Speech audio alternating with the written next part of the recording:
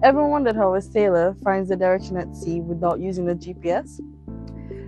This is a hand-bearing compass, and here's how to use it. A hand-bearing compass helps sailors identify bearings and navigate landmarks, buoys, and vessels. How to hold a hand-bearing compass correctly. First, hold the compass flat and steady at eye level. Make sure the lubber line is pointing directly at the object you want to measure. For this instance, we are using the hill. Next, line up the sight with your target, then wait for the compass card to settle. Read the number at the index line. That number is your bearing.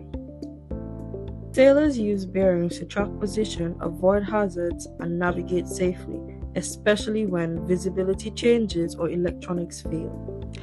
Here's a pro tip. Always keep the compass away from phones, speakers, or metal objects for accurate readings.